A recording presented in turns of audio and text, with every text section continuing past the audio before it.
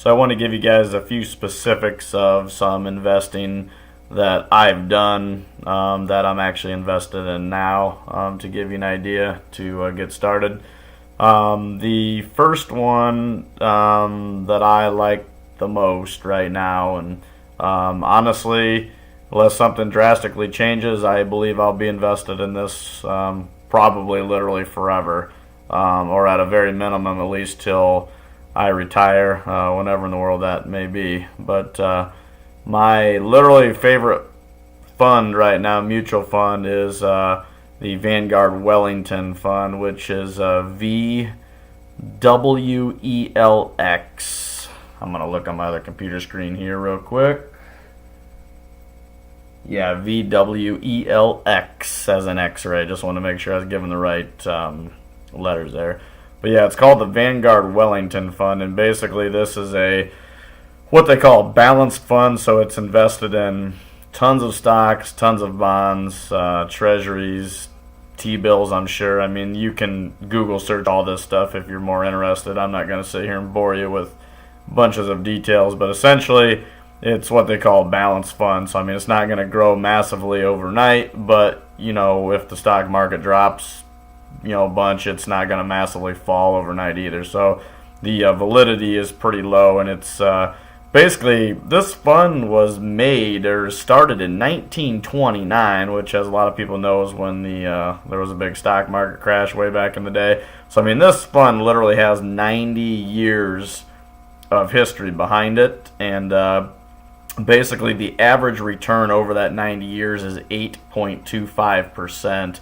That's right off the Vanguard website. So I mean, you gotta figure that's pretty good. A lot of stuff's happened in 90 years. I mean, stock markets had some great years, and they've had some absolutely horrible years, but this keeps everything kind of in check. And I think it's on the Vanguard site. I remember reading somewhere, I think literally the worst year this fund ever had, literally the worst, it was around 20% loss, which sounds like a lot, but compared to many other funds and stocks especially, that's not really as drastic as a fall as a lot of other things have had. And plus, chances are in the long run you're going to regain that anyway. I mean, this is a fund that you can pretty much set it and forget it. I mean, you don't need to sit there and check this one every day or panic if it goes down $1 or whatever. I mean, this is a set it and forget it, add funds into it every month or every year. Again, whatever you can afford. In my opinion, the best way is just a dollar cost average it, which in basic terms, really all that means is put the minimum amount in. So in this case, unfortunately for this fund, it is a $3,000 minimum in this Wellington fund. So here's what I would say: get $3,000 around, put it in there, and then you might have to let that sit for a while. But then once you can afford that, add in whatever you can afford. I mean, I would recommend I do around $100. Believe me, if I could afford $500, that's what I'd be doing in this point in time. About $100 is what I'm putting in there. So basically, each month I don't have to do anything. I set it up automatically. Every month, $100 goes directly from my bank account right into that fund. I set it up that way. So basically, no matter what, I don't care what the market does. I don't care if it goes up tomorrow, down tomorrow, crashes, 15,000 points. I don't care. I'm not going to panic and pull that money out.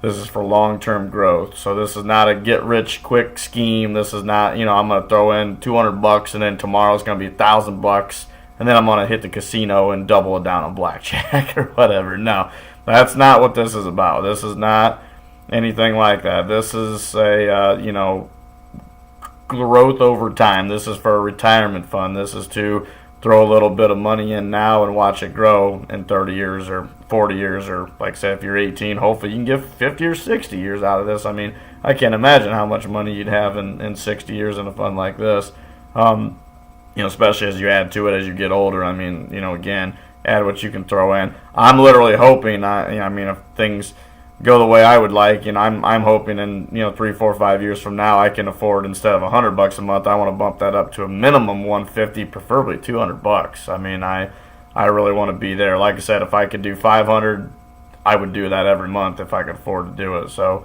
throw the money in there. That's a very good one. Like I said, that's not a get rich one. That's a growth over time. It's, like I said, pretty good fund, and I've got pretty good confidence in that one because, like I said, it's a 90-year history. So chances of that one doing well over time is probably pretty good. That's certainly a great place that I would recommend. Like I said, I tell everybody, do your own research on this stuff. Don't just take my word for it. I don't want somebody throwing a comment later down the road or whatever saying, oh, I threw all my money in this and then, for 3 days it went down and now I've lost $300. Thanks a lot. And because I know some of these YouTube channels I've seen, big ones, I'm obviously nowhere near any level like that at all. But people will take advice and then they'll start commenting on them saying, oh, you led me in the wrong direction, all that. No, I tell everybody, do your own research on this, but this is definitely a good recommended fund. And if you look on places like Morningstar or any of those places, they pretty much rate this one 4 stars. Some probably even rate it 5 stars, meaning the best. I've really never seen anything too much negative on this fund out there at all. I mean, I'm sure there might be some, but I've not seen it. So that would be my number one recommended one to get started. The next one for a mutual fund type would be a target retirement fund. So let me get the symbol for you on the one. Let's see. So they'd basically be called Vanguard retirement funds. Target retirement funds, and then there's different years. So like mine, I put a target retirement date of 2050. So assuming I live to be that old, I'd be 65. Hopefully I can retire at 65. That'd be nice. Or earlier, but who knows. So I'm in the 2050 target fund. So if you're only 18, you're probably going to be targeted at like the 2065 one. I think they go as high as 2065 or maybe 2070 might even be in there. Basically, they're more aggressive funds the younger you are, and then as you get older, they kind of get more conservative as you get old. So again, it's kind of a set it and forget it fund, put money in there every month type of thing.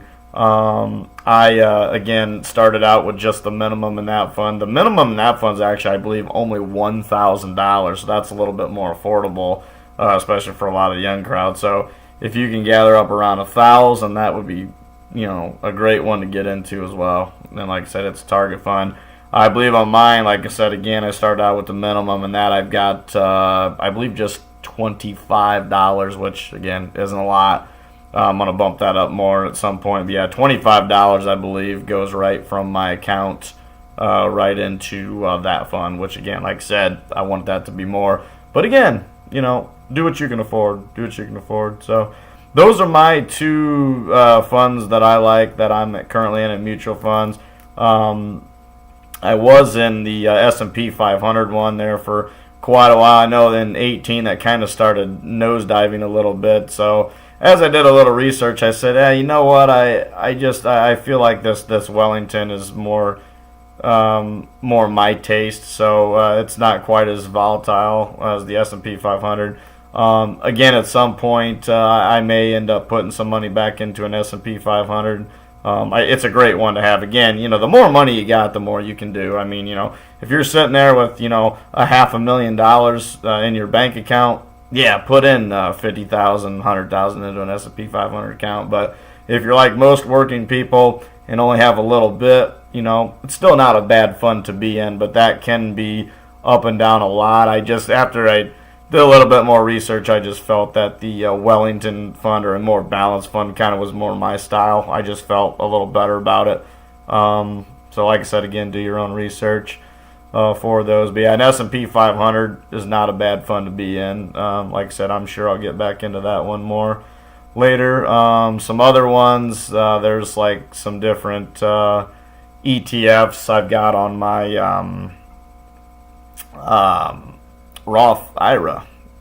Couldn't think of that for a second. Yeah, Roth IRA, I've got a little bit of money in the IT fund, like the information technology fund. They've got an ETF for that. I've got a little bit in a healthcare fund, the healthcare Healthcare Fund is an ETF as well. They also have a mutual fund. I'm not in the mutual fund, just in the ETF. Figured we're always going to need healthcare regardless of our age. So I'll get into more of those again in another video. We're reaching about a little over 10 minutes. That's probably enough for this one. Then I'll talk about a couple of stocks as well. So we'll see you in the next one. Thanks a lot.